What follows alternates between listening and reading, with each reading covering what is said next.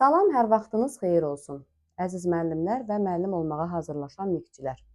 Bugün mən sizə interaktiv təlim haqqında məlumat vermək istəyirəm. Yəni şagird mərkəzli təlimdən söhbət gedir. Gəlin əvvəlcə görək interaktiv təlim nədir?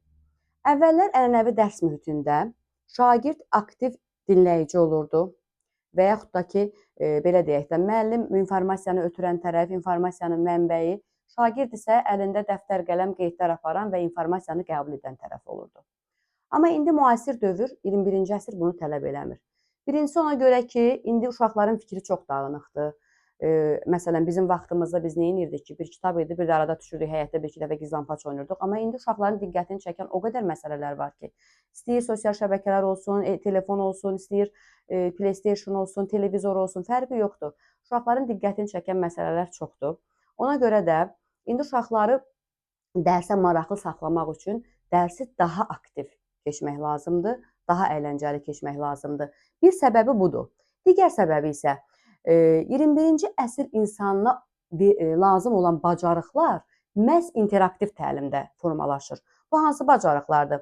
Fikrini ifadə eləmə bacarığı, müstəqil öyrənmə bacarığı, problem həll etmə bacarığı, ondan sonra qərar qəbul etmə, ünsiyyət, əməkdaşlıq, liderlik, natiqlik, 21-ci tənqidi təfəkkür, yaradıcı təfəkkür, yəni say-say bu bacarıqlar qurtarmır. Bu bacarıqları məhz formalaşdırmaq istəyiriksə, biz şagirdlərdə interaktiv təlim modelindən istifadə eləməliyik. İnteraktiv təlim modeli nədir? Ümumiyyətlə, interaktiv təlim modeli dedikdə qarşılıqlı əlaqə və fəaliyyət üzərində qurulan deməkdir. Yəni, burada informasiyanın mənbəyi müəllim hesab olunmur. İnformasiyanı ötürən də müəllim hesab olunmur. Ənənəvidən fərqli olaraq, burada hər iki tərəf qarşılıqlı informasiya ötürə bilərlər. Müəllim də informasiya ötürə bilər, şagird də informasiya ötürə bilər. Müəllim ənənəvi qaydada təlimatlar vermir ancaq. Müəllim yol göstərir, istiqamət verir, fasilitatorluq eləyir. İnteraktiv təlimdə qarşılıqlı aktiv şəkildə analiz, aktiv şəkildə hətta qiymətləndirmə belə nə edir? Qarşılıqlı baş verir. Buna deyirik interaktiv təlim. Yəni subyekt-subyekt yanaşması. Artıq obyekt-subyekt yanaşması yox, subyekt-subyekt yanaşması bərabər qarşılıqlı öyrənmədən söhbət gedir. İnteraktiv təlim şagird yönümlü təlim deməkdir həm də. Yəni şagirdlər öyrənmə prosesində tam aktivdirlər. Müəllim isə əsas vəzifələrindən biri fasilitator olmaq və öyrənmə prosesini aktivləşdirməkdir. Eyni zamanda interaktiv təlimdə müxtəlif təlim modelləri var. Məsələn, sorğu və araşdırma əsaslı təlim modeli var, problem əsaslı təlim modeli var, layihə əsaslı təlim modeli var, oyunlaşdırma, oyun əsaslı təlim modeli. Bunlardan da istifadə edərək biz nə etməliyik? İnteraktiv təlimi daha da aktivləşdirməliyik ki, şagirdlər aktiv öyrənmə baş versin və şagirdlərin öyrəndikləri uzun müddət yadlarında qalsın. İnteraktiv təlim həm də Vygotskyinin sosial inkişaf nəzəriyyəsi ilə bağlıdır. Vygotskyinin sosial inkişaf nəzəriyyəsinə nə deyirdi? Vygotskyinin sosial inkişaf nəzəriyyəsinə deyirdi ki, şagird ətraf mühitlə əlaqədə öyrənir. Yəni sosiallaşır. Ailəsində, müəllimlərlə, sinif yoldaşlarla və s. Bunun da bir skafolding adlanan bir termini var idi. Skafolding nədir? Skafolding, bunu biz Vygotsky nəzəriyyəsinə daha geniş keçirik, amma burada adı keçdiyinə görə mən bir qədər izah verim sizə. Skafolding müvəqqəti dəstəkdir. Yəni şagirdin bilmədiyi bir şeyi bilənə qədər ona müəllim tərəfindən göstərilən müvəqqəti dəstəkdir. Bu müəllim də eləyə bilər, şagirdindən təcrübəli bir sinif yoldaşı da eləyə bilər, yəni o mövzunu yaxşı bilən valideyn də eləyə bilər, qardaşı, bacısı da eləyə bilər, fərqi yoxdur. Skafoldingi istənilən şəxs edə bilər. Əsas odur ki, şagirdə qaranlıq qalan məsələyə aydınlaşdırana qədər ona müvəqqəti dəstək olmaq. Həmən bu müvəqqəti dəstək olunan zaman isə yaxın inkişaf zonası adlanır. Məsələn, şagirdə qaranlıq qalan məsələni mən şagirdə bir günəmi izah eləyə bildim, bir günəmi ona aydınlıq gətirdim, bir həftəyəmi, 5 ayamı, bu zaman da nə adlanır? Yaxın inkişaf zonası adlanır. Yəni, interaktiv təlimin, belə deyək, sosial inkişaf nəzəriyyəsi də interaktiv təlimə dəstək olan nəzəriyyələrdən biridir ki, şagird sosial münasibətdə, sosial ünsiyyət zamanı nə edir? Öyrənməsi baş verir. Gəlin görək, interaktiv təlimin faydaları nədir? İnteraktiv təlimin faydaları odur ki, aktiv öyrənmə baş verir və aktiv öyrənmə baş verdiyinə görə anlama daha dərindən inkişaf edir və şagirdlər öyrəndiklərini müxtəlif situasiyalarda istifadə edə bilirlər. Öyrəndiklərini həyatda necə tətbiq eləməyin yollarını bilirlər.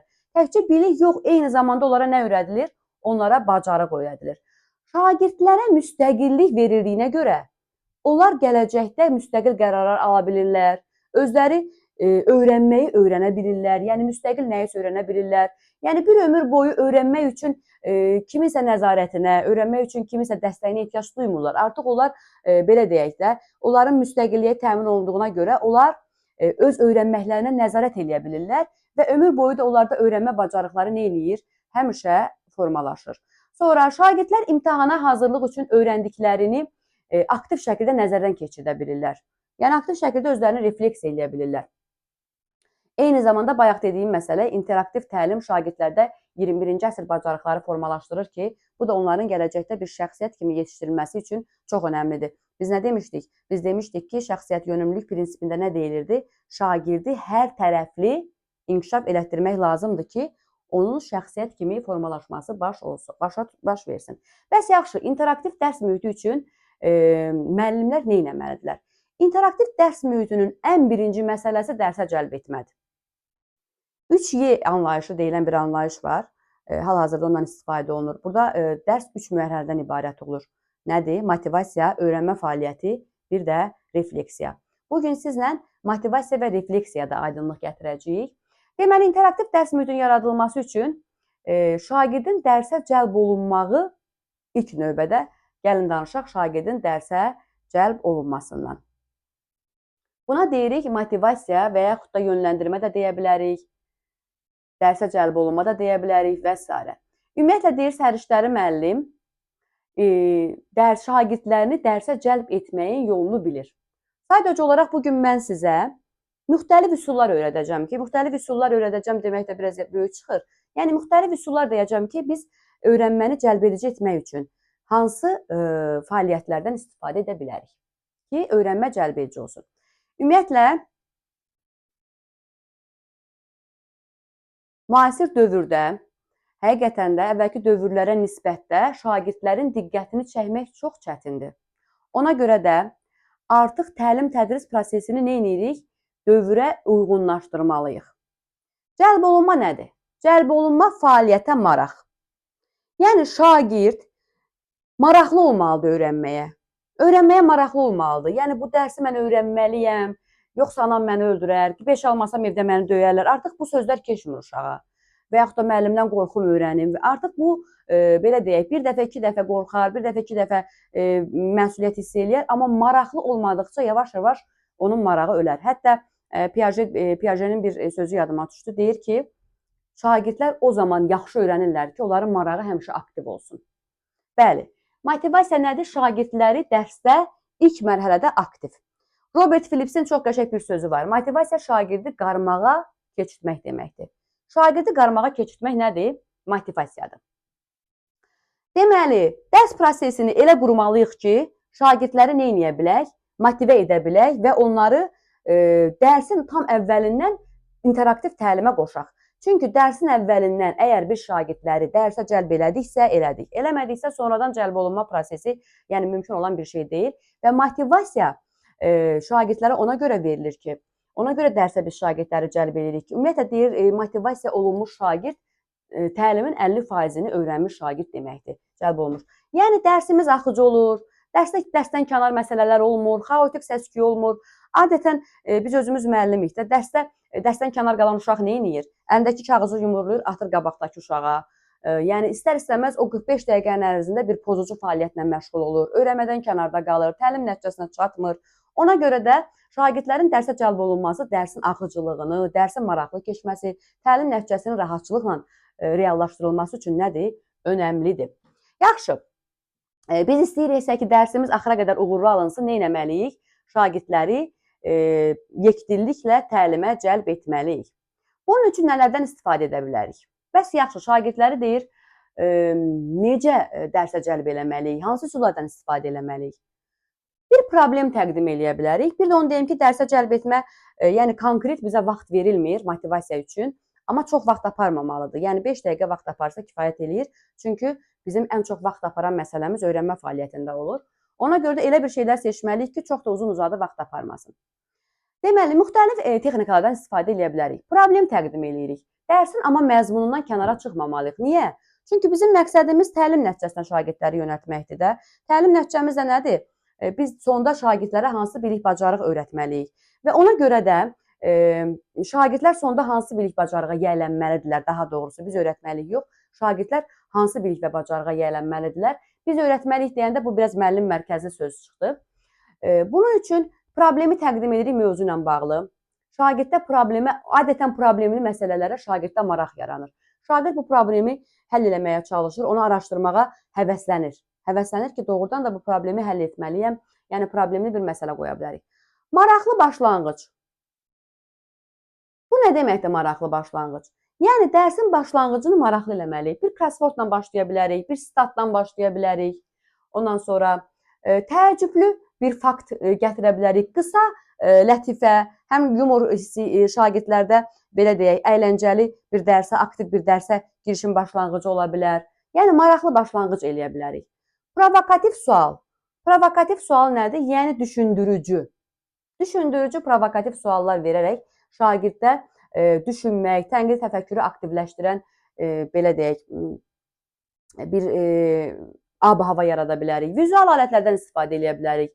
Məsələn, dərsin mövzusu ilə bağlı vizual bir alətlər gətiririk və bu alətləri, belə deyək, resurs kimi dərsə gətirmişik və bu alətlərdən nə edə bilərik? İstifadə edə bilərik. Məsələn, deyir, təsvir incəsənət dərsində hər hansı bir rəssamın əsəri göstərilə bilər və deyilə bilər ki, şagirdlərə, siz bu əsərə baxanda diqqətiniz ən çox nə çəkdi və nə üçün?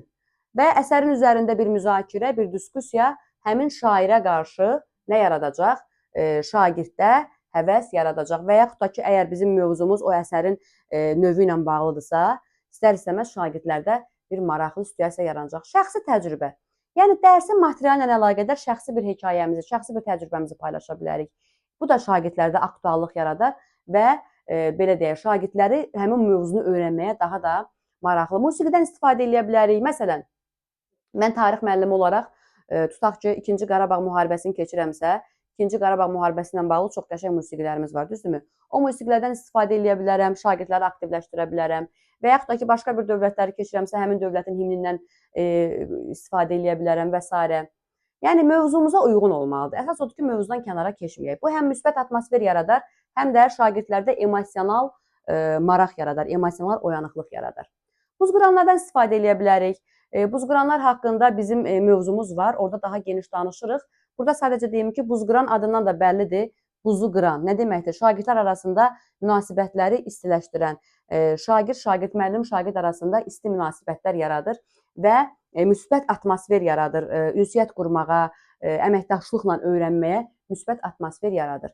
Dərsin məqsədi, baxın, dərsin məqsədini aydın şəkildə şagirdlərə başa salanda, bu zamanda şagirdlər maraqlı olurlar öyrənməyə.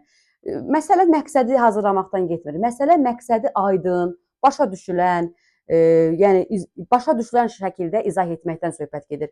Yəni dərsin məqsədini müəyyənləşdirərkən şagirdlərin başa düşəcəyi, aydın şəkildə ifadə oluna biləcək sözlərdən istifadə etmək lazımdır. Və yaxud da ki, əgər orada hansısa termin varsa, başa düşülməyəcək bir söz varsa, bunu şagirdlərə izah etmək lazımdır ki, şagirdlər sonda nə öyrənəcəkləri ilə bağlı məlumatlı olanda, o zaman onlarda yenə də nə olur? Diqqət, motivasiya çoxala bilər. Texnologiyadan istifadə edə bilərik. Yəni, bu nə deməkdir? Müxtəlif onlayn viktorinalardan istifadə eləmək olar. Onlayn platformalar üzərində müxtəlif viktorinalar. Məsələn, Kahoot proqramı var. Mən ondan istifadə eləmişəm. O çox maraqlıdır. Düzdür, bunun üçün biraz belə deyək də, ondan istifadə edərək şagirdlərdə motivasiya yaratmaq olar. Amma bu biraz elə bir üsuldur ki, sinifdə hər kəsin təminatı olmalıdır. Yəni, elektron təminatı olmalıdır, internetə çıxışı olmalıdır. Yəni, belə deyək də, quranda gərək biz resurslarımızla nəzərə alaq. Hərəkətlərdən istifadə. Yəni, şagirdlərdə enerji verən, diqqəti cəmləyən hərəkətlərdən istifadə eləmək olar. Bu, xüsusilə də deyir, mövzular arasında keçid eləyəndə daha da təsirli olur. Yəni, tutaq ki, hansısa bölməni bitirmişəm, artıq sıfırdan başqa bir bölməyə başlayıram, başqa bir mövzuya başlayıramsa, bu hərəkətlər nə edir? Aktivləşdirir şagirdləri. Əvvəlki dərslə əlaqə mütləqdir. Öyrənmə boşluqda baş vermir. Mütləqdir ki, əvvəlki dərslərdən əlaqə yaradaq. Çünki şagird bugün öyrənəcəyi, bugün əldə edəcəyi bilik və bacarığın, əvvəl öyrəndiyi bilik və bacarığın üzərində qurulduğunu başa düşsün. Əvvəlki biliklər aktivləşsin, aktuallaşsın və maraqlı olsun. Sonra əyani vəsaitlərdən istifadə edə bilərik. Şagirdlər toxunsunlar, üzərində işləyə biləcəyi hər hansı bir vəsait ola bilər. Əyani vəsaitlərdən istifadə şagirdlərdən maraq yaradar. Hekayə, qısa bir hekayə oxumaq olar. O da yenə deyirəm, mövzudan qırağa çıxmaq olmaz. Mövzudan qırağa çıxmırıq və hekayəni bu cür oxuya bilərik ki, əvvəlcədən şagirdlərə deyirik ki, hekayəni oxumamışdan əvvəl deyirik ki, məni diqqətlə dinləyin. Sonda mən sizə bu hekayə ilə bağlı suallar verəcəm ki, siz orada boşluqlar var, o boşluqları doldurmalısınız. O zaman şagirdlər neyirlər? Daha diqqətli olurlar. Bir də ki, ən əsas məsələ həvəsli olmaq. Müəllim nə qədər dərsə həvəsli olarsa, şagirdlər də o qədər həvəsli olar. Həqiqətən də elədir. Emosiyalar nədir? Emosiyalar ötürücüdür. Baxın, motivasiyanın bir üsulu da həvəsli olmaqdır. Yəni, bu nə deməkdir? Həvəs göstərmək. Dərsə həvəs, sanki biz özümüzü elə aparmalıyıq ki, sanki biz də bugün əldə edirik həmin bilik və bacarığı. Bizim üçün də çox maraqlıdır. Biri var ki, mən girirəm dərsə, belə nastrenam yoxdur, əhval-ruhiyyəm o deyil, ölü vay.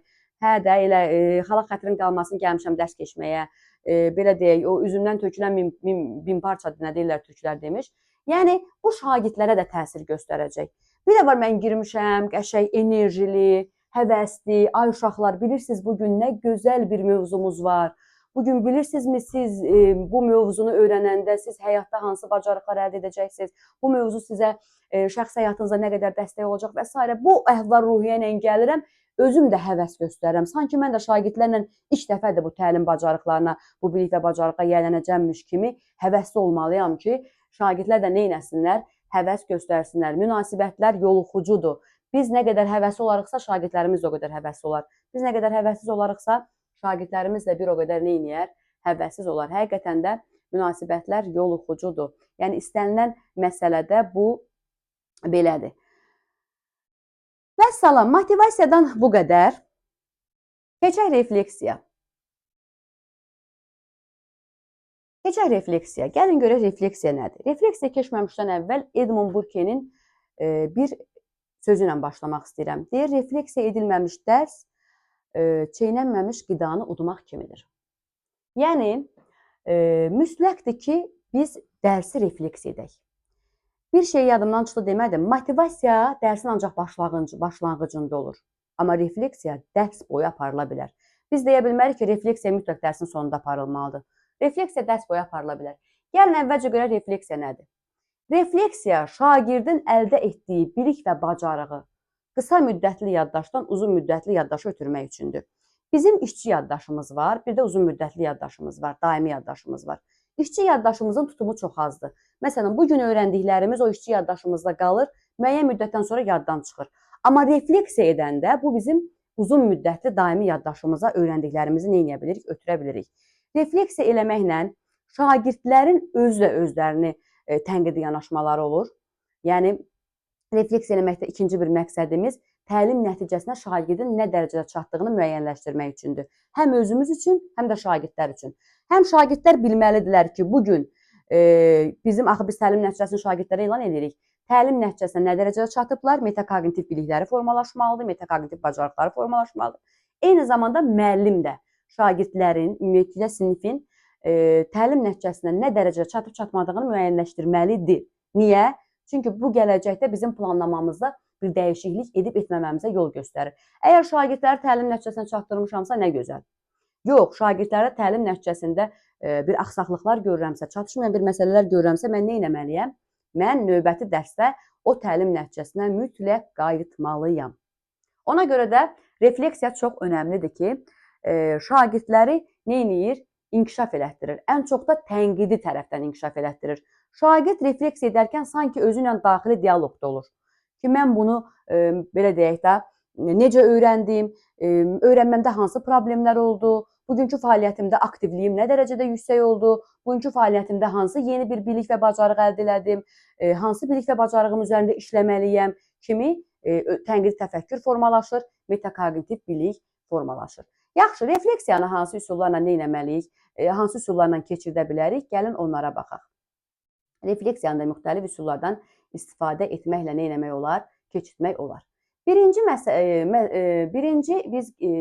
Burada bizə birinci verib şəxsi jurnallar. Nədir şəxsi jurnallar? Şəxsi jurnallar, yəni biz şagirdlərə şəxsi jurnal tutmalarını tapşırırıq.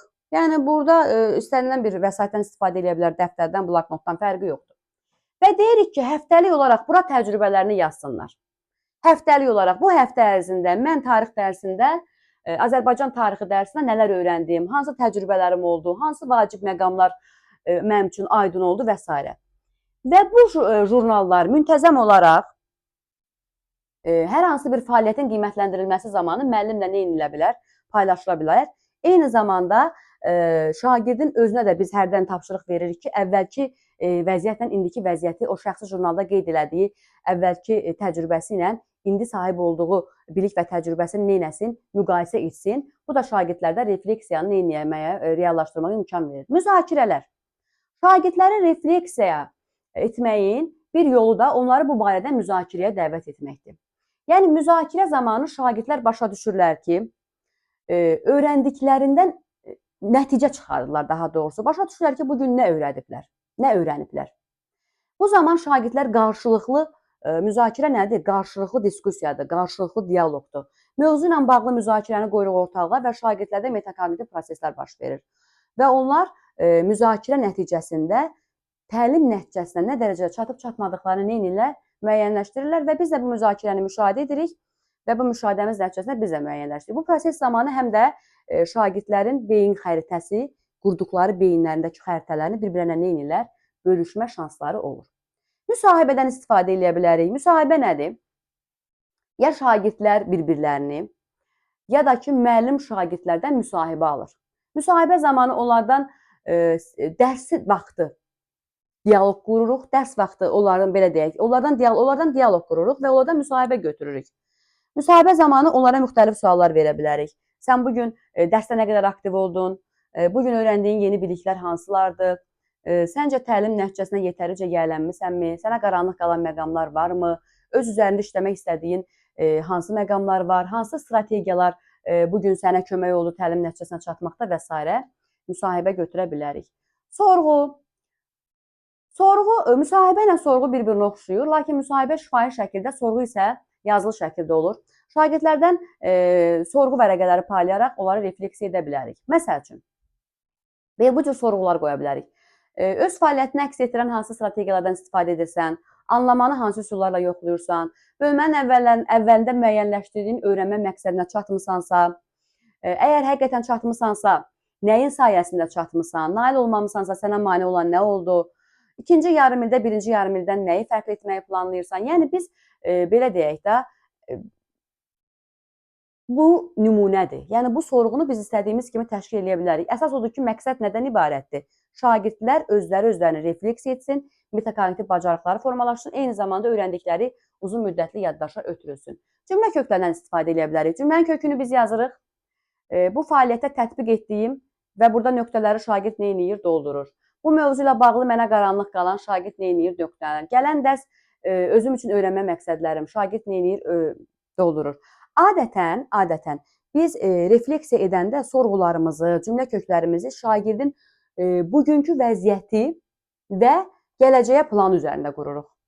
Bu günləri nə öyrəndim, mənə qaranlıq nə qaldı, nələri inkişaf elətdirmək istəyirəm. Çünki biz axı istəyirik ki, şagirdləri refleksiya edərək biz də planlamamızda onların inkişafına yönümlü bir dəyişiklik edə bilək. Özünü qiymətləndirmə, bu qiymətləndirmə üsuludur. Bir mənalı şəkildə refleksiyadır. Yəni, şagird özünü qiymətləndirmə rubrikindən istifadə edir. Bu rubriki şagirdə əlbəttə ki, müəllim verir. Bu da şagirdlərdə metakognitiv düşüncə yaradır. Çıxış biletləri. Çıxış bileti, baxın, bu formada olur. Bu formada, bura sualı yazırıq. Burada isə cavab hissəsini boş qoyuruq. Sual müxtəlif, yenə deyirəm, müxtəlif formada ola bilər. Dərsdə aktivliyim necə idi? Növbəti dərsdə nələrə diqqət etməliyəm? Təlim nəticəsini reallaşdırmaqda hansı strategiyalar mənə kömək oldu? Təlim nəticəsinə tam çata bilmədim, təlim nəticəsinə çata bilməməkdə sənə mane nə oldu? Kimi suallar qoyuruq və şagird də nə edir? O suallara cavab yazır. Çıxış biletinin ən gözəl strategiyası 3-2-1 üsuludur. 3-2-1 üsulu ən gözəl refleksiya üsuludur və bunu tətbiq eləmək də rahatdır. Çox az vaxt aparan da bir üsuldur. Gəlin görək nədir 3-2-1 üsulu. 3-2-1 üsulunda şagirdlərə deyirik ki, bugün dərsdə öyrəndiyin 3 məsələni qeyd elə. Görürsünüz, 3-2-1 üsuludur, düzdürmü? Gəlin burada bir qədər qeydlər aparaq. Deyirəm ki, şagirdə bugün öyrəndiyin 3 məsələni qeyd elə. Üsulun adı necə idi? 3-2-1, düzdür? 3. Bu lövhədən nədir mənim çəkdiyim ilahi? Hə. 3. Başlanğıc olaraq gördünüzmü nədən başladım? Dedim ki, 3 dənə məsələni qeyd elə. Bugün öyrəndiyin, ha, bugün. Keçmişdən danışmırıq. Maraqlı gələn 2 dənə məsələni qeyd elə. Maraqlı gələn 2 məsələni qeyd elə. Sonra isə sənə qaranlıq qalan, hələ də izaha ehtiyacı olan bir məsələni qeyd elə. Gördünüzmü? 3-2-1. Şagird özünü refleks elədi. Dərsdə bugün öyrəndiyi 3 məsələni qeyd elədi. Ona maraqlı gələn 2 məsələni qeyd elədi və neynədi? Sonda bir məsələni qeyd eləyərək özünü refleksiya etmiş oldu. Müəllimlərdə belə bir sual olur həmişə. Mən bilirəm ki, müəllimlər bu sualı verirlər. Bəs yaxşı, biz dərsin sonuna 5 dəqiqə qalmış refleksiya ediriksə, biz refleksiya nəticələrini, axı 1:45 dəqiqə bizə refleksiyanın nəticələrini tam da çatmağa imkan vermir. Olsun, 3-2-1 üsulundan istifadə eləyin. 3-2-1 üsulunu şagirdlər bir vərəqə mi yazırlar, yoxsa onu bir blank şəklində hazırlasanız, mən düşünürəm ki, onu bir kartuşka şəklində hazırlayıb paylasanız daha yaxşı olar. Şagird yazsın. Şagird özü-özünü zaten refleksiya eləyəcək onu yazanda. Niyə? Avtomatik metakognitiv bilik yaranacaq. Hə, bugün mövzumuz nə idi? Bugün mövzumuz səbəblər dövləti idi. Səbəblər dövləti yaranması. Mən bugün nə öyrəndim? 3 dənə yazdım. Hə, bunu öyrəndim. 2 dənə mənə maraqlı gələn məsələni öyrəndim. Bir dənə də mənə qaranlıq qalan məsələni öyrəndim. Daha doğrusu qaranlıq qalan məsələni qeyd eləyir uşaq. Deməli, uşaq zaten özü-özünü refleks eləyir bugün üçün. Mən o nəticəni dərsdən sonra baxaram. Mənim məqsədim nədir? Gələn dərs buna qayıdım yoxsa yox? Zaten dərs bitibdir. Mən indən sonra heç nə istəyirəm. Mən bu nəticələrə dərsdən sonra baxa bilərəm. Yəni, müəllimləri ən çox narahat edən məsələ ki, sinifdə 32 uşaq var, 35 uşaq var.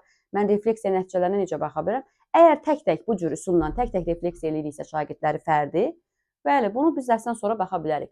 Yox, müsahibədən istifadə ediriksə, ümumi müzakirədən istifadə ediriksə, bu zaman zaten dərsdə belə deyək də, kollektiv şəkildə şagirdlərin təlim nəticəsinə nə dərəcə çatıb-çatmadığını müəyyənləşdirə bilirik. Motivasiya və refleksiya nədir? Motivasiya dərsin məntiqi girişidir. Refleksiya isə dərsin məntiqi sonluğudur. Refleksiya dərsin məntiqi sonluğudur. Yəni, bunların hər ikisi şagirdlərin dərsdə idrak fəallığına, dərsə cəlb olunmasına şərait yaradır və eyni zamanda dərsin aydın şəkildə nə edirik biz? Zəncirvari şəkildə dərsin əvvəli ilə sonu arasında əlaqə qururuq. Aydın şəkildə dərsimizi axıcı, maraqlı və təlim nəticəsinə çatmış şəkildə nə edirik? Bitiririk. Ona görə də interaktiv təlimin ən əsas məsələsi nə oldu? Ən əsas məsələsi təlim nəticəsinin motivasiya və refleksiyanın düzgün qurulması oldu. Və bu cür də refleksiya üsulu verib bizə. Adi belə bir kart paylayırıq uşağa. Görürsünüz? Bugünkü dərsə münasibətin necədir? Baxın, şagirddə smayliklərdən istifadə var. Şagird bu smayliklərdən birini seçir.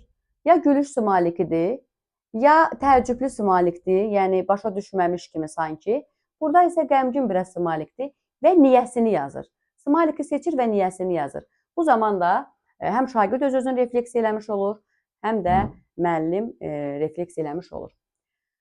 Dərsimiz bu qədər. İnteraktiv təlimi tam şəkildə keçmədim. Sadəcə başlanğıcını və sonunu bu günlər izah elədim sizə.